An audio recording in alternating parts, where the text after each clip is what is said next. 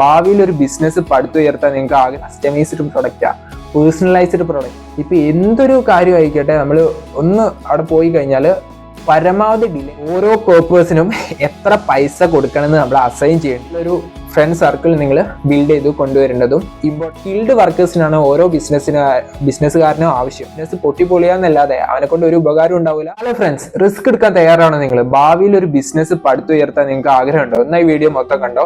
കാരണം എന്താ വെച്ചാൽ ഇന്നത്തെ ഒരു സൊസൈറ്റി നമ്മൾ എടുത്തു പോയി കഴിഞ്ഞാൽ എല്ലാവരും, അതായത് ഓരോ പാരന്റ്സ് അവരുടെ മക്കളെ വളർത്തുന്നത് എന്താ വെച്ചാൽ പരമ്പരാഗതമായ ഒരു രീതിയിൽ എന്ന് പറയാം. കാരണം ആദ്യം 10ാം ക്ലാസ് പാസ്സാവുക, പിന്നെ +2 പാസ്സല്ല, ഇപ്പൊ ഫുൾ A+ ആവുക, +2 ഫുൾ A+ വാങ്ങുക, പിന്നെ ഏതെങ്കിലും ഒരു ഡിഗ്രി എടുക്കുക, ഏതെങ്കിലും ഒരു പ്രൈവറ്റ് സെക്ടറിലോ പബ്ലിക് സെക്ടറിലോ മെയിനായിട്ടും ഗവൺമെന്റ് ജോബ് നേടാനാണ് പാരന്റ്സ് മെയിനായിട്ട് പറയാ. അവരെ ഒന്ന് മാറി ചിന്തിക്കാനോ ഒന്നിനും അവർ വിടില്ല. അപ്പം ഏതെങ്കിലും ഒരു സ്റ്റുഡന്റ് മാറി നിന്ന് ചിന്തിച്ചു, അതായത് എനിക്ക് ബിസിനസ് ചെയ്യണമെന്ന് പറഞ്ഞു കഴിഞ്ഞാൽ അപ്പം അർത്ഥം കുറിച്ച് കളയുന്നു വേണമെങ്കിൽ പറയാം. അർത്ഥം കുറിച്ച് കളയും, ആ സമയത്ത് തന്നെ അർത്ഥം കുറിച്ച് കളയും. അവന്റെ ക്രിയേറ്റിവിറ്റി ഇല്ലാണ്ടായിരിക്കും. എന്നിട്ട് എന്ത് ചെയ്യും? അതേമാതിരി തന്നെ അവൻ ജീവിതം നയിക്കും. എന്നിട്ട് എന്ത് ചെയ്യും? ഒന്നെങ്കിൽ ഗവൺമെന്റ് സെക്ടറിലോ അല്ലെങ്കിൽ പ്രൈവറ്റ് സെക്ടറിലോ സെയിം സാലറി സ്കെയിലിൽ ജീവിതകാലം മൊത്തം പോകുന്ന ഒരു രീതിയാണ് നമ്മൾ ഇന്ന് കണ്ടിട്ടുള്ളത്. ഓക്കെ, അപ്പൊ അതിൽ നിന്നൊക്കെ മാറി ചിന്തിച്ചു തുടങ്ങണം നമ്മുടെ സൊസൈറ്റി. റിസ്ക് എന്ന് പറഞ്ഞു കഴിഞ്ഞാൽ വളരെയധികം വലുതാണ് ബിസിനസ്സിലേക്ക് വരുമ്പം. അതായത് ഇന്ന് നമുക്ക് പിടിച്ചു വെക്കണമെങ്കിൽ ഒരു ബിസിനസ്, ഒരു ചെറിയ രീതിയിലുള്ള ഒരു ബിസിനസ് കൂടി ഇല്ലാതെ ഒരിക്കലും പറ്റൂല. കാരണം നമ്മൾ സൈഡ് ഹസിൽ എന്നുള്ള രീതിയിൽ എന്തെങ്കിലും കൊണ്ടുവരണം. കാരണം ഇപ്പൊ ഒരു ഗവൺമെന്റ് ഉദ്യോഗസ്ഥൻ എടുത്തു കഴിഞ്ഞാൽ അവൻ എന്താ പറയാ, നമ്മൾ ഗവൺമെന്റ് സെക്ടറിൽ കയറി കഴിഞ്ഞാൽ പിന്നെ ജീവിതകാലം മൊത്തം അതാണ്. അതായത് വേറൊരു സൈഡായിട്ടുള്ള ഒരു ബിസിനസ്സോ അല്ലെങ്കിൽ ഒന്നിനെ പറ്റിയിട്ട് അവൻ ചിന്തിക്കുന്നില്ല, അല്ലെങ്കിൽ അവനെ പെർമിറ്റ് ചെയ്യുന്നില്ല. ഓക്കെ, അപ്പൊ അതാണ് ഈ സൊസൈറ്റിയിൽ നടന്നു വരുന്നത്. അപ്പൊ നമ്മൾ എന്തെങ്കിലും ക്രിയേറ്റീവായിട്ട് ചിന്തിച്ച് തുടങ്ങേണ്ട ഒരു സമയമായി കഴിഞ്ഞിട്ടുണ്ട്. അപ്പം ഇന്നത്തെ വീഡിയോ എന്താ വെച്ചാൽ, ഇന്ന് നമ്മുടെ ഇന്ത്യയിൽ നമ്മൾ പുതിയതായിട്ട് ഒരു സ്റ്റാർട്ടപ്പ് തുടങ്ങണമെങ്കിൽ നമ്മൾ ഫേസ് ചെയ്യേണ്ട ഒരുപാട് കാര്യങ്ങളുണ്ട്. അതായത് വെറുതെ ഒന്നും ഒരിക്കലും ഒരു ബിസിനസ് നമുക്ക് കെട്ടിപ്പടുത്ത് ഉയർത്താൻ പറ്റില്ല. അതിൻ്റെതായ നൂലാമലകളും കാര്യങ്ങളൊക്കെ ആയിട്ട് ഒരുപാട് കാര്യങ്ങളുണ്ട്. ഓക്കെ, അപ്പൊ അതൊക്കെയാണ് നമ്മൾ ഇന്ന് പറയാൻ പോകുന്നത്. ഓക്കെ, അപ്പൊ നമുക്ക് എന്തായാലും പറഞ്ഞു തുടങ്ങാം. അപ്പൊ ഏറ്റവും ഫസ്റ്റ് ആദ്യത്തെ കാര്യം എന്താ വെച്ചാല്, നമ്മളൊരു ബിസിനസ് സ്റ്റാർട്ട് ചെയ്യുമ്പോൾ നമ്മൾ ഒരുപാട് കാര്യങ്ങൾ ചിന്തിക്കാനുണ്ട്. അതിൽ ഏറ്റവും ഫസ്റ്റ് ആയിട്ടുള്ള കാര്യമാണ് നമ്മുടെ കസ്റ്റമർ സാറ്റിസ്ഫാക്ഷൻ. അതായത് നമ്മളൊരു പ്രൊഡക്റ്റ്, മെയിനായിട്ടും ഒരു ബിസിനസ്സിൽ നമ്മൾ എന്തെങ്കിലും ഒരു പ്രൊഡക്റ്റ് ഇൻട്രൊഡ്യൂസ് ചെയ്യണം. അപ്പോൾ ഒരു പ്രൊഡക്റ്റ്, സപ്പോസ് ഞാനിപ്പോൾ മെയിനായിട്ട് ഒരു ഇ-കൊമേഴ്സ് സ്റ്റോറിനെ ബേസ് ചെയ്തിട്ടായിരിക്കും നമുക്ക് എക്സാമ്പിൾ പറഞ്ഞു പോകുന്നത്. ഓക്കെ, അപ്പോൾ ഒരു ഇ-കൊമേഴ്സ് സ്റ്റോറിനെ സംബന്ധിച്ചിടത്തോളം കുറച്ച് പ്രൊഡക്ട്സ് ആയിരിക്കും അവരെന്തെങ്കിലും വെയർ ഹൗസിൽ വെക്കാൻ പോകുന്നത്. അപ്പം ആദ്യമായിട്ട് നമ്മളൊരു പ്രൊഡക്റ്റ് ഇൻട്രൊഡ്യൂസ് ചെയ്യുമ്പോൾ നമ്മൾ ചിന്തിക്കേണ്ട കാര്യങ്ങൾ എന്താ വെച്ചാൽ, നമ്മുടെ കസ്റ്റമറിന് അത് ഇഷ്ടപ്പെടുമോ, നമ്മൾ ഏത് ലൊക്കാലിറ്റി ബേസ് ചെയ്തിട്ടാണ് നമ്മുടെ ബിസിനസ് പടുത്തുയർത്താൻ പോകുന്നത്. അതായത് ഓരോ ലൊക്കാലിറ്റിയിലും ഓരോ പ്രൊഡക്ട്സ് ആയിരിക്കും എന്താ പറയാ നമുക്ക് കൂടുതൽ പ്രോഫിറ്റ് നൽകുന്നത്. ഓക്കെ, അപ്പൊ അത് മനസ്സിലാക്കണം. പിന്നെ നമ്മുടെ കസ്റ്റമറിന്റെ സാറ്റിസ്ഫാക്ഷൻ, അതാണ് നമ്മൾ ഈ ഇതിൽ മൊത്തം പറയാൻ പോകുന്നത്. എന്താ വെച്ചാല്, നമ്മൾ വെറുതെ ഒരു പ്രൊഡക്റ്റ് ഉണ്ടാക്കിയിട്ട് കാര്യമില്ല, നമ്മുടെ കസ്റ്റമറിന് ഇഷ്ടപ്പെട്ട പ്രൊഡക്റ്റ് ഉണ്ടാക്കണം. കാരണം ഇന്നത്തെ ഒരു സൊസൈറ്റി എടുത്തു നോക്കി കഴിഞ്ഞാൽ എല്ലാവരും പ്രിഫർ ചെയ്യുന്ന ഒരു കാര്യം എന്ന് പറഞ്ഞാൽ കസ്റ്റമൈസ്ഡ് പ്രൊഡക്റ്റാ, പേഴ്സണലൈസ്ഡ് പ്രൊഡക്റ്റാ. അതായത് അവർക്ക് എന്താണോ വേണ്ടത് അത് നമ്മൾ അവരുടെ വീട്ടിൽ എത്തിച്ചു കൊടുക്കുക. അതാണ് ഇ-കൊമേഴ്സ് സ്റ്റോറിന്റെ ഒരു ഇതെന്ന് പറയുന്നത്. ഓക്കെ, അപ്പം അത് നമ്മൾ മനസ്സിലാക്കി വെക്കണം. പിന്നെ നമ്മൾ മനസ്സിലാക്കേണ്ട ഒരു കാര്യമാണ് കോമ്പറ്റീഷൻ. അതായത് ഇന്ന് കോമ്പറ്റീഷൻ എന്ന് പറഞ്ഞത് വളരെയധികം ഇൻക്രീസ് ചെയ്തുകൊണ്ടിരിക്കുക. ഈ ഒരു ഇ-കൊമേഴ്സ് സ്റ്റോർ തുടങ്ങി കഴിഞ്ഞിട്ട് നമ്മളൊരു വെബ്സൈറ്റ്, കഷ്ടപ്പെട്ടൊരു വെബ്സൈറ്റ് പണിത് അതിലേക്ക് നമ്മൾ പ്രോഡക്ട്സ് ഇൻക്ലൂഡ് ചെയ്ത് കഴിഞ്ഞാൽ അതേ രണ്ടാമത് ചിലപ്പോൾ സെയിം ഡേ തന്നെ ചിലപ്പോൾ വേറൊരു ഇ-കൊമേഴ്സ് പ്ലാറ്റ്ഫോം തുടങ്ങിയിട്ടുണ്ടാവും. നമ്മൾ ഉപയോഗിച്ച അതേ സെയിം പ്രൊഡക്റ്റ് ആയിരിക്കും അവർ അതിൽ സെല് ചെയ്യുന്നത്. ഓക്കെ, അപ്പൊ ഇതിനെ പറ്റിയിട്ടുള്ള ഒരു ധാരണ നമ്മൾ ഉണ്ടാക്കിയെടുക്കണം. എന്നിട്ട് നമ്മൾ ഇതിന്ന് വേറിട്ട് എടുക്കാൻ നോക്കേണ്ട ഒരു കാര്യം എന്താ വെച്ചാൽ, നമ്മുടെ പ്രൊഡക്റ്റ് നമ്മുടെ യൂസേഴ്സിന് ഏറ്റവും ഇഷ്ടപ്പെട്ടതായിരിക്കണം. അതിൽ നമ്മൾ ക്വാളിറ്റി ആയാലും ക്വാണ്ടിറ്റി ആയാലും ഒന്നും കോംപ്രമൈസ് ചെയ്യരുത്. ഇന്ന് ക്വാളിറ്റി ക്വാണ്ടിറ്റി ആയിട്ടുള്ള പ്രൊഡക്ട്സ് എന്ന് പറഞ്ഞു കഴിഞ്ഞാൽ ഏറ്റവും ഇമ്പോർട്ടൻ്റ് ആയിട്ടുള്ള കാര്യമാണ്. ആൾക്കാർ വില വർദ്ധവിനെക്കാട്ടും കൂടുതൽ പ്രിഫർ ചെയ്യുന്നത് ഞാൻ എന്താ വെച്ചാൽ ക്വാളിറ്റിയാണ്. ക്വാളിറ്റി ഉള്ള പ്രൊഡക്റ്റിന് എത്ര വില കൊടുത്തായാലും ആൾക്കാർ വാങ്ങാനുണ്ട്. ഓക്കെ, അപ്പൊ നമ്മൾ ക്വാളിറ്റിയിൽ ഒരിക്കലും കോംപ്രമൈസ് ചെയ്യാൻ പാടില്ല. ഓക്കെ, എന്നാൽ മാത്രം നമ്മുടെ ബിസിനസ് പിന്നെ മുന്നോട്ട് പോകുള്ളൂ. അല്ലെങ്കിൽ നമ്മൾ ബിസിനസ് ചെറിയൊരു ഹൈപ്പ് വന്നിട്ട് പിന്നെ ഫുള്ള് ഇടിഞ്ഞ് തകർന്നു പോകുന്നു വേണമെങ്കിൽ പറയാം. അപ്പൊ നമ്മളെ കസ്റ്റമറിന് എന്താണോ ആവശ്യം അത് നമ്മൾ നിറവേറ്റി കൊടുക്കുക എന്നാണ് നമ്മൾ ആദ്യം ചിന്തിക്കേണ്ടത്. അപ്പൊ അതിനനുസരിച്ചുള്ള പ്രൊഡക്റ്റും കാര്യങ്ങളും ആയിരിക്കണം നമ്മൾ ഡിസൈൻ ചെയ്യേണ്ടത്. നമ്മുടെ ഒരു ബിസിനസ് സ്ട്രക്ചർ തന്നെ അങ്ങനെ ആയിരിക്കണം. ഇ-കൊമേഴ്സ് സ്റ്റോർ ആണെങ്കിൽ നമ്മൾ എന്ത് ചെയ്യും, ആദ്യം ഒരു വെയർ ഹൗസ് ആയിരിക്കും ഇടുക. നമ്മളെ വെബ്സൈറ്റ് തുടങ്ങിയിട്ടുണ്ടാവും, ഒരു വെയർ ഹൗസ് ഉണ്ടാവും, നമ്മളൊരു സാധനങ്ങളൊക്കെ സ്റ്റോർ ചെയ്ത് വെക്കാൻ. എന്നിട്ട് അവിടെ നമ്മൾ ഡെലിവറി ചെയ്യാണ് ചെയ്യുന്നത്. ഓക്കെ, അപ്പം നിങ്ങൾ ആദ്യത്തെ കാര്യം മനസ്സിലായി എന്ന് വിചാരിക്കുന്നു. രണ്ടാമതായിട്ട് നമ്മൾ ഏറ്റവും അറിഞ്ഞിരിക്കേണ്ട ഒരു കാര്യം എന്താ വെച്ചാൽ നമ്മുടെ ട്രാൻസ്പോർട്ടേഷൻ ഫെസിലിറ്റിയാണ്. ഓക്കെ, നമ്മുടെ ഇന്നത്തെ നമ്മുടെ ഒരു രാജ്യത്തിന്റെ അവസ്ഥ എടുത്തു കഴിഞ്ഞാൽ നമ്മളിപ്പം ഹൈവേ, നമ്മൾ കേരളത്തിലാണെങ്കിൽ നമ്മുടെ ഹൈവേന്റെ പണി നമ്മൾ നോക്കിക്കഴിഞ്ഞാൽ പകുതിയിൽ നിർത്തി വെച്ചിരിക്കുക. ചില സ്ഥലത്ത് മാത്രം പണി നടക്കുന്നുള്ളൂ. അതിനി എത്ര വർഷം എടുക്കുന്നു നമുക്ക് ഒരിക്കലും ചിന്തിക്കാൻ പറ്റില്ല. ഓക്കെ, നമ്മളിപ്പോ ഒരു ഇ-കൊമേഴ്സ് സ്റ്റോർ തുടങ്ങുകയാണെങ്കിൽ ഡെലിവറി ഓൺ ടൈം എന്ന് പറയുന്നത് ഏറ്റവും ഇമ്പോർട്ടന്റ് ആയിട്ടുള്ള ഒരു കാര്യമാണ്. അപ്പം ഇത്തരത്തിലുള്ള ഒരു സിറ്റുവേഷൻ ആണെങ്കിൽ നമ്മുടെ ഡെലിവറി ഒരുപാട് ബുദ്ധിമുട്ടുകൾ ഉണ്ടാകും. നമ്മളെ റോഡ് അവിടെ ഇവിടെയൊക്കെ കുണ്ടും കുഴിയും നിറഞ്ഞ് നടക്കുകയാണ്. അപ്പൊ ഇങ്ങനെയൊക്കെ ആണെങ്കിൽ നമ്മളെ ഡെലിവറി സ്പീഡ് കുറയും. അതുവഴി നമ്മൾ എന്ത് ചെയ്യും, നമ്മുടെ കസ്റ്റമർ എന്തായിരിക്കും, അൺഹാപ്പി ആയിരിക്കും. അതായത് ഏറ്റവും വേഗം നമ്മളെ പ്രൊഡക്റ്റ് എത്തിച്ചാൽ മാത്രമേ നമ്മളെ കസ്റ്റമേഴ്സിന് ഹാപ്പി ആവുള്ളൂ. പിന്നെ വേറൊരു കാര്യം, നമ്മളെ പ്രൊഡക്റ്റ് വഴിയിൽ എന്തെങ്കിലും വെച്ച് മുടങ്ങി തിരിച്ചു വന്നു കഴിഞ്ഞാൽ നമ്മുടെ ആ ഡെലിവറി ചാർജ് നഷ്ടമാണ്. ഓക്കെ, അപ്പൊ ഇത്തരമുള്ള കാര്യങ്ങളൊക്കെ നമ്മൾ മനസ്സിലാക്കി വെക്കണം. എന്നിട്ട് മാത്രമേ നമ്മൾ ബിസിനസ് തുടങ്ങാൻ പാടുള്ളൂ. അപ്പൊ ഇതിനൊരു സൊല്യൂഷൻ എന്ന് പറയുന്നത് എന്താ വെച്ചാൽ, ഗവൺമെന്റ് എന്തായാലും പ്രൊജക്ട് കൊണ്ടുവരുന്നു, എന്താ പറയാ, ഹൈവേ തുടങ്ങുന്നുണ്ട്, ഇനി വലിയ സ്പീഡ് ആവും, അതിന് ഒരു 10 കൊല്ലം എടുക്കും അല്ലെങ്കിൽ 15 കൊല്ലം എടുക്കും, അങ്ങനെയൊക്കെ കൊല്ലങ്ങൾ നീണ്ടുപോകും. അപ്പം അത് വെയിറ്റ് ചെയ്തിരിക്കാൻ നമുക്ക് പറ്റില്ല. അപ്പൊ ഇതിനൊരു സൊല്യൂഷൻ എന്ന് പറഞ്ഞു കഴിഞ്ഞാൽ നമ്മൾ അവിടെയുള്ള ലോക്കലി ഉള്ള ലോജിസ്റ്റിക്സിനുമായിട്ട് ടൈപ്പ് ഉണ്ടാക്കുക. എന്നിട്ട് എന്ത് ചെയ്യും, അങ്ങനെ ബിസിനസ് നമ്മളെ വളർത്തിക്കൊണ്ടുവരും. പക്ഷെ നമുക്ക് കുറച്ച് പൈസ ചെലവ് വരും. കാരണം നമ്മൾ നേരിട്ട് നടത്തുന്ന മാതിരി ആയിരിക്കില്ല, ഇവർക്ക് കുറച്ചധികം കമ്മീഷൻ കൊടുക്കേണ്ടി വരും. അതായത് ലോക്കലായിട്ടുള്ള ലോജിസ്റ്റിക്സിന്റെ ഗുണം എന്താ വെച്ചാൽ അവർക്ക് ആ ലൊക്കാലിറ്റീനെ പറ്റി നല്ല ഐഡിയ ഉണ്ടാവും. ഏത് കൂടെ പോയി കഴിഞ്ഞാൽ, ഏത് സ്ഥലത്ത് കൂടെ പോയി കഴിഞ്ഞാൽ നമുക്ക് കറക്റ്റ് ആയിട്ട് ഡെലിവറി ചെയ്യാൻ പറ്റും, ഏത് സ്ഥലമാണ് ട്രാഫിക് കുറഞ്ഞ സ്ഥലം, ഏത് സ്ഥലത്താണ് ഇങ്ങനെ കുണ്ടും കുഴിയൊന്നും ഇല്ലാത്ത സ്ഥലം. ഓക്കെ, പിന്നെ നമുക്ക് നമ്മുടെ എയറോപ്ലെയിൻ ട്രാൻസ്പോർട്ട് ആയാലും നമ്മുടെ ഷിപ്മെന്റ് ആയാലും ഇതിനൊക്കെ ഒരുപാട് റെഗുലാരിറ്റീസും കാര്യങ്ങളൊക്കെ ഉണ്ട്. അപ്പൊ ആ റെഗുലാരിറ്റീസും കാര്യങ്ങളൊക്കെ നമ്മൾ മനസ്സിലാക്കി, ലൈസൻസിങ് പ്രോസസ്സ് നമ്മൾ മനസ്സിലാക്കി വെച്ചാൽ മാത്രമേ നമുക്ക് ഇപ്പോൾ ഒരു സാധനം നമുക്ക് എക്സ്പോർട്ട് ചെയ്യണമെങ്കിൽ ആ രാജ്യത്തായാലും ഈ രാജ്യത്തായാലും നമ്മുടെ ഇന്ത്യയിലായാലും കറക്റ്റ് ആയിട്ടുള്ള റെഗുലേറ്ററി മെസ്സേജും കാര്യങ്ങളൊക്കെ ഉണ്ട്. അപ്പം അതിന്റെ പേപ്പർ വർക്ക്സും കാര്യങ്ങളൊക്കെ ചെയ്തു തീർക്കാൻ തന്നെ ഒരുപാട് സമയം എടുക്കും. അത് വേറൊരു കാര്യം. ഓക്കെ, അപ്പൊ ഇത്തരത്തിലുള്ള ട്രാൻസ്പോർട്ടേഷൻ ഫെസിലിറ്റിയെ പറ്റിയിട്ട് നമ്മൾ കറക്റ്റ് ആയിട്ടുള്ള ഒരു ഐഡിയയും കാര്യങ്ങളും ഉണ്ടാക്കി വെച്ചാൽ മാത്രമേ നമുക്ക് പിന്നെ മുന്നോട്ട് പോകാൻ പറ്റുള്ളൂ. ഓക്കെ, ഇപ്പൊ ഞാൻ ഇ-കൊമേഴ്സ് സ്റ്റോറിനെ പറ്റി പറയുന്നത് വെച്ചാൽ ഇതുമായി ബന്ധപ്പെട്ടായിരിക്കും 90% ആയിട്ടുള്ള ബിസിനസ്സും ഉണ്ടായിട്ടുള്ളത്. അത് ഇതിനോട്ട് നമുക്ക് കമ്പയർ ചെയ്യാൻ പറ്റുന്നതായിരിക്കും 90% ബിസിനസ്സസ്. ഓക്കെ, അപ്പൊ അതുകൊണ്ടാണ് ഇത് ഏറ്റവും കുറച്ച് കൂടുതൽ എടുത്തു പറയുന്നത്. കാരണം ഇന്ന് ഒരുപാട് ഇ-കൊമേഴ്സ് സ്റ്റോറുകളാണ് നമ്മുടെ കേരളത്തിലായാലും ഇന്ത്യയിലായാലും ഡെവലപ്പ് ചെയ്തുകൊണ്ടിരിക്കുന്നത്. പിന്നീട് നമ്മൾ ഏറ്റവും മനസ്സിലാക്കി വെക്കേണ്ട കാര്യമാണ് നമുക്ക് വരാൻ പോകുന്ന ബ്യൂറോക്രാറ്റിക് മെയ്സ്. അത് എന്ന് പറഞ്ഞു കഴിഞ്ഞാൽ നമ്മൾ എന്തായാലും ചിന്തിക്കാതെ പോകരുത്. കാരണം എന്താ വെച്ചാൽ നമ്മുടെ ഒരു സൊസൈറ്റി എടുത്ത് നോക്കുകയാണെങ്കിൽ നമ്മുടെ ഗവൺമെന്റ് ഒഫീഷ്യൽസ് ആയാലും നമുക്ക് ഒരു ബിസിനസ് തുടങ്ങണമെങ്കിൽ ഒരുപാട് പേപ്പർ വർക്ക്സും കാര്യങ്ങളും കഴിഞ്ഞാൽ മാത്രമേ നമുക്ക് ബിസിനസ് തുടങ്ങാൻ പറ്റില്ല. നമുക്ക് ഒരുപാട് ലൈസൻസിങ് ഉണ്ടാവും, നമ്മുടെ സേഫ്റ്റി, അതായത് സേഫ്റ്റി റിക്വയർമെന്റ്, പിന്നെ കസ്റ്റമർ, അങ്ങനത്തെ ഒരുപാട് കാര്യങ്ങളുണ്ടാവും. ടാക്സിന്റെ ആയാലും ഒരുപാട് പേപ്പർ വർക്ക്സും കാര്യങ്ങളൊക്കെ ഉണ്ടാവും. അപ്പൊ അതിന് നമുക്ക് ഒരേ സമയം എന്ത് ചെയ്യും, ഗവൺമെന്റ് ഓഫീസിൽ കയറി ഇറങ്ങേണ്ടി വരും. അപ്പം നിങ്ങൾ തന്നെ ആലോചിച്ച് നോക്കുക, നമ്മളിപ്പോൾ എന്തെങ്കിലും ഒരു സർട്ടിഫിക്കറ്റ് എടുക്കാൻ വേണ്ടി നമ്മളൊരു ഗവൺമെന്റ് ഓഫീസിൽ പോയി കഴിഞ്ഞാൽ അന്നത്തെ ദിവസം എന്തായി, നമ്മൾ പോയി കിട്ടി.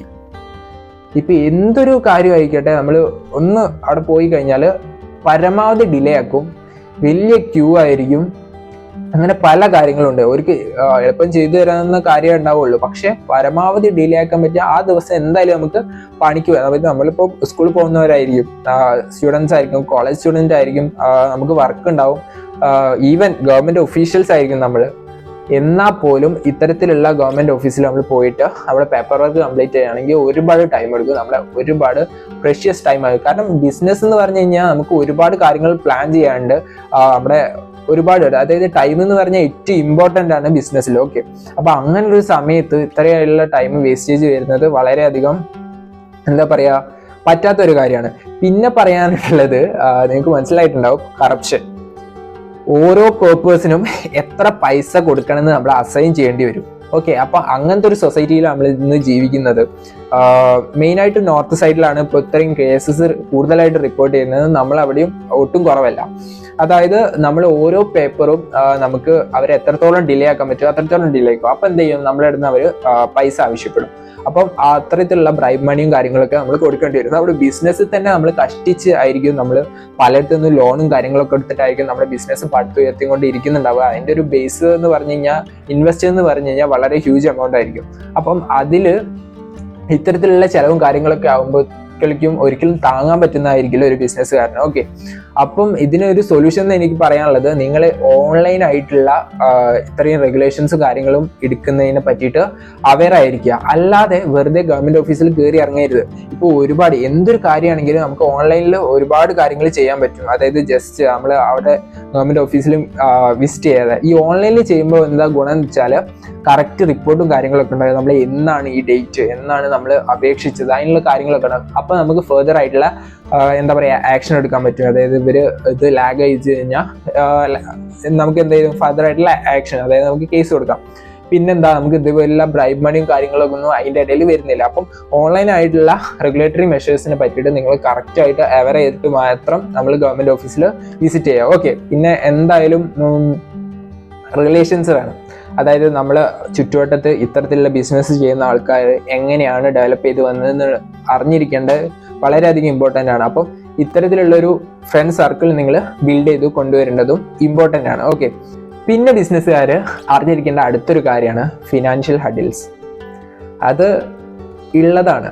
അതായത് നമ്മൾ എന്തൊരു ബിസിനസ് തുടങ്ങിയാലും നമുക്ക് ഒരു ക്യാപിറ്റൽ എന്തായാലും വേണ്ടി വരും. അതായത് നമ്മൾ സ്ക്രാച്ച് എന്ന് തുടങ്ങുകയാണെങ്കിൽ നമുക്ക് ക്യാപിറ്റൽ വേണ്ടി വരും. ഞാൻ പരമ്പരാഗതമായിട്ടുള്ള ബിസിനസ് ചെയ്യുന്നവരെ പറ്റിയിട്ടല്ല പറയുന്നത്. ചിലവരുണ്ടാവും മൂത്താപ്പന്മാർ ബിസിനസ് കഴിഞ്ഞിട്ട് ഇവനെ ഏൽപ്പിക്കുക അങ്ങനെ പോകുന്നത്, അവരെ പറ്റിയിട്ടല്ല ഞാൻ പറയുന്നത്. സ്ക്രാച്ച് ഇത് തുടങ്ങിയിട്ട് ബിസിനസ് വിജയത്തിലെത്തിക്കുന്ന ആൾക്കാരെ പറ്റിയിട്ടാണ് ഞാൻ പറയുന്നത്. അതായത് ഒന്നുമില്ലാത്തത് തുടങ്ങുന്നത്. അപ്പം അതിനെന്തായിരിക്കണം, ഫസ്റ്റ് ആയിട്ടുള്ള ഇൻവെസ്റ്റ്മെന്റ് വരുന്ന ഒരു ബാങ്കിൽ നിന്നും ഹ്യൂജ് ലോൺസ് ആയിരിക്കും എടുക്കുന്നത്. ഓക്കെ, അപ്പോൾ ഹ്യൂജ് ഇൻട്രസ്റ്റും കാര്യങ്ങളൊക്കെ ഉണ്ടാവും.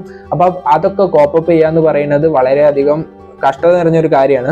പിന്നെ നമുക്ക് അതിൽ ഫേസ് ചെയ്യേണ്ടി വരുന്ന ഒരു കാര്യമാണ് ഇൻഫ്ലേഷൻ. അതായത് നമ്മളിപ്പോൾ ഒരു ബിസിനസ് തുടങ്ങിയിട്ടുണ്ടാവും, ആ ബിസിനസ്സിന് നമുക്ക് റോ മെറ്റീരിയൽസ് കാര്യങ്ങളുണ്ടാവും. പെട്ടെന്നൊരു വില വർധനയോ കാര്യങ്ങളൊക്കെ വന്നു കഴിഞ്ഞാൽ നമ്മുടെ കാൽക്കുലേഷൻ ആകെ താഴെപ്പഴയായി പോകും. ഓക്കെ, അപ്പം നമ്മൾ എന്ത് ചെയ്യണം, നമ്മുടെ ഫിനാൻഷ്യലി ആയിട്ടുള്ള എല്ലാ കാര്യങ്ങളും റെക്കോർഡ് ചെയ്ത് വെക്കണം.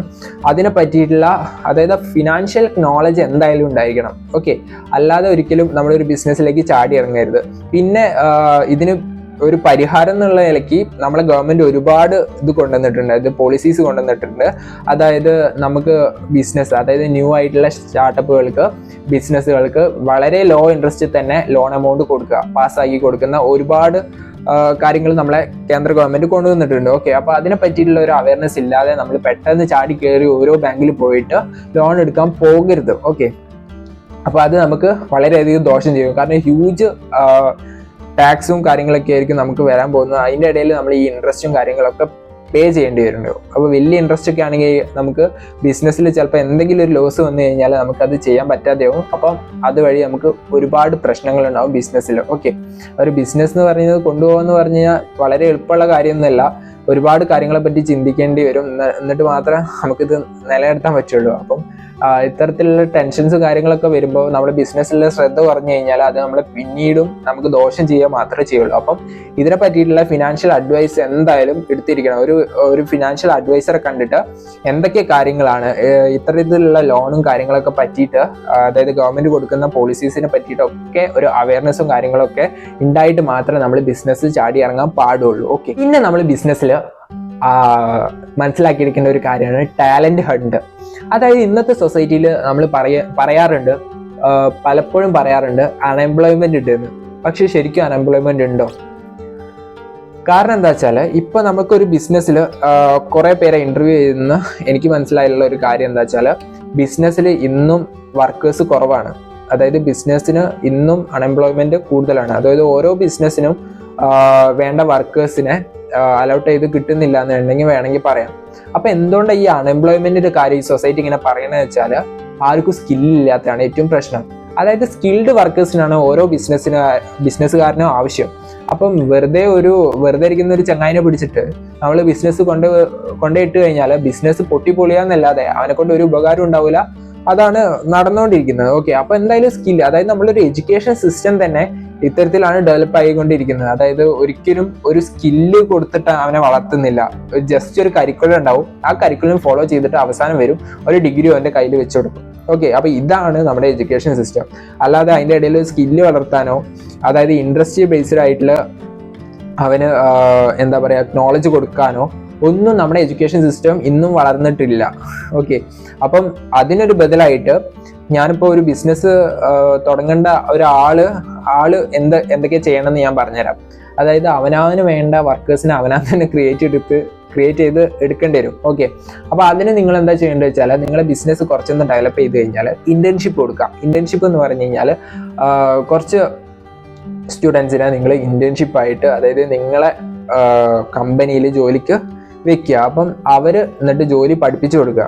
കമ്പനിയിൽ റെപ്യൂട്ടഡ് ആയിട്ടുള്ള ആൾക്കാരെ കൊണ്ട് ജോലി പഠിപ്പിച്ചു കൊടുക്കുക. അത് കഴിഞ്ഞിട്ട് അവർക്ക് എന്ത് ചെയ്യുക, ഒരു ജോബ് ഓഫർ ചെയ്യുക, സ്വന്തം കമ്പനിയിൽ നിന്ന് ജോബ് ചെയ്യുക. അപ്പം അവരെന്തായി, അവർ മൗൾഡഡ് ആയി. അതായത് ആ കമ്പനിക്ക് വേണ്ട വർക്കും കാര്യങ്ങളൊക്കെ അവർ പഠിച്ചു കഴിഞ്ഞു. അപ്പം അതുകൊണ്ട് തന്നെ അവർക്ക് എന്ത് ചെയ്യും, ആ കമ്പനിയിൽ ലാഭം കൊണ്ടുവരാൻ പറ്റും. അപ്പം കറക്റ്റ് ആയിട്ട് നമുക്ക് എന്ത് ചെയ്യാം, വിശ്വാസത്തോടെ കൂടി നമുക്ക് അവർക്ക് ശമ്പളം കൊടുക്കാനും പറ്റും. നമ്മുടെ ബിസിനസ് വളരുന്നു എന്നുള്ള ഒരു ഇതിൽ. അപ്പം ടാലന്റഡ് ആയിട്ടുള്ള സ്കിൽഡ് ആയിട്ടുള്ള വർക്കേഴ്സിനെ നമുക്ക് ഇന്നും എന്താ പറയാ കിട്ടുന്നില്ല. ഇന്നും നമുക്കത് കുറവാണ്. ഓക്കെ, അപ്പം ഇത്രയൊക്കെ കാര്യങ്ങളാണ് നിങ്ങൾ മനസ്സിലാക്കി വെക്കേണ്ടത്. പിന്നെ ഏറ്റവും വലിയൊരു കാര്യം എന്താ വെച്ചാൽ നമ്മുടെ GST ആണ് കേട്ടോ. GST എന്ന് പറഞ്ഞു കഴിഞ്ഞാൽ ഇന്ന് പലർക്കും ഒരു തലവേദനയാണ്. ഒരു ബിസിനസ്സുകാരനെ സംബന്ധിച്ചിടത്തോളം കുറച്ചൊന്ന് ഡെവലപ്പ് ആയി വരുമ്പോഴേക്കും ടാക്സിന്റെ ഇഷ്യൂസും കാര്യങ്ങളൊക്കെ വരും. അപ്പം നമ്മൾ GSTനെ പറ്റി ചിന്തിച്ചു തുടങ്ങും. അപ്പം GST എന്ന് പറഞ്ഞാൽ ഒരുപാടധികം പേപ്പർ വർക്ക്സും കാര്യങ്ങളൊക്കെ ഉണ്ട്. പിന്നെ അക്കൗണ്ട് കൃത്യമായിട്ട് വെക്കണം. അല്ലെങ്കിൽ നമുക്കിപ്പോൾ ഒരു GST ആയിട്ടുള്ള പെട്ടെന്ന് റെയ്ഡ് വന്നാൽ എപ്പോഴും റെയ്ഡ് വരാൻ ചാൻസ് ഉണ്ട്. അപ്പോൾ ഒരു കമ്പനിയിൽ റെയ്ഡ് വന്നു കഴിഞ്ഞാൽ എന്തെങ്കിലും GSTയിൽ പ്രശ്നം ഉണ്ടായി കഴിഞ്ഞാൽ നമുക്ക് വലിയൊരു തുകേൻ്റെ പെനാൽറ്റി അടിക്കേണ്ടി വരും. അപ്പോൾ GSTന്റെ പെനാൽറ്റി എന്ന് പറഞ്ഞു കഴിഞ്ഞാൽ വളരെ വലുതാണ്. നമുക്ക് അത് ചിലപ്പോൾ താങ്ങാൻ കഴിയില്ല. നമ്മൾ ബിസിനസ് തന്നെ ചിലപ്പം ഫുള്ള് ഇടിഞ്ഞു പൊളിഞ്ഞ് വീണു പോകും. ഓക്കെ, അപ്പം നമ്മൾ പ്രോപ്പർ ആയിട്ടുള്ള റെക്കോർഡ്സും കാര്യങ്ങളൊക്കെ നമ്മൾ മെയിൻറ്റെയിൻ ചെയ്യണം.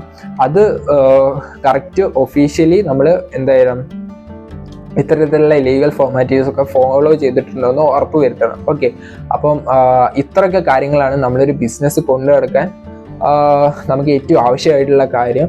അപ്പോൾ ഇത്രയൊക്കെ കാര്യങ്ങൾ നിങ്ങൾ മെയിൻറ്റെയിൻ ചെയ്ത് മേക്കപ്പ് ചെയ്ത് കൊണ്ടുപോയാൽ മാത്രമേ ഒരു സക്സസ്ഫുൾ ആയിട്ടുള്ള ഒരു ബിസിനസ് മാൻ ആവുകയുള്ളൂ നിങ്ങൾ. അപ്പം ഇത്ര കാര്യങ്ങളൊക്കെ പറ്റിയിട്ടൊക്കെ നിങ്ങൾക്ക് ഒരു അവയർനെസ് ഉണ്ടാക്കുക. ഒരു ബിസിനസ്സിലേക്ക് ചാടിയെടുത്ത് വെക്കുന്നതിന് മുന്നേ നമ്മൾ ഇത്തരത്തിലുള്ള കാര്യങ്ങളെ പറ്റിയിട്ടൊക്കെ ഒരു അവയർനെസ്സും കാര്യങ്ങളൊക്കെ ഉണ്ടാക്കിയെടുത്തിട്ട് മാത്രം ബിസിനസ് സ്റ്റാർട്ട് ചെയ്യാം. എസ്പെഷ്യലി ഇ-കൊമേഴ്സ് ബിസിനസ് നമ്മൾ ഒരു സൈറ്റ് തുടങ്ങി കഴിഞ്ഞാൽ അതുകൊണ്ടാണ് ഇപ്പോൾ ഡ്രോപ്പ് ഷിപ്പിംഗ് എന്നുള്ളൊരു ഇത് പെട്ടെന്ന് ഉയർന്നു വരാൻ കാരണം അതാണ്. കാരണം ഒരുപാടധികം ഇ-കൊമേഴ്സ് സ്റ്റോറുകൾ ഓൾറെഡി ലോഞ്ച് ആയി കഴിഞ്ഞു. പിന്നെ അതിൻ്റെ സ്റ്റാൻഡ് ഔട്ട് ചെയ്യുക എന്ന് പറഞ്ഞാൽ വളരെയധികം കാര്യമാണ്, ഇമ്പോസിബിൾ ആയിട്ടുള്ള കാര്യമാണ്. പറ്റും. നമ്മൾ എന്ത് ചെയ്യണം, ഇതുപോലെ ഞാൻ ആദ്യം പറഞ്ഞ പോലെ കസ്റ്റമേഴ്സിന് എന്താണ് വേണ്ടത് അത് കറക്റ്റ് മനസ്സിലാക്കുക. ഓരോ ലൊക്കാലിറ്റിയിലും എന്താണ് ആവശ്യം എന്ന് കറക്റ്റ് മനസ്സിലാക്കി ട്രെൻഡ് എന്താണെന്ന് മനസ്സിലാക്കിയാൽ മാത്രമേ നമുക്ക് വളരാൻ. അപ്പം നിങ്ങൾക്ക് ഇന്നത്തെ വീഡിയോ എല്ലാവർക്കും മനസ്സിലായെന്ന് വിചാരിക്കുന്നു. ഒരു ബിസിനസ് സ്റ്റാർട്ട് ചെയ്യാൻ വേണ്ട ബേസിക് ആയിട്ടുള്ള കാര്യങ്ങളും ഒക്കെയാണ് ഇന്നത്തെ വീഡിയോയിൽ നമ്മൾ കവർ ചെയ്ത്. അപ്പം ഇത്രയൊക്കെയുള്ള ഇന്നത്തെ വീഡിയോ. അപ്പോൾ ഇന്നത്തെ വീഡിയോ എല്ലാവർക്കും ഇഷ്ടപ്പെട്ടു എന്ന് വിചാരിക്കുന്നു. ഇതിന് നല്ല വീഡിയോസും കാര്യങ്ങളൊക്കെ ആയിട്ട് നമുക്ക് ഇനി വരാം. അപ്പോൾ അതുവരേക്കും it's me Navaneeth signing of.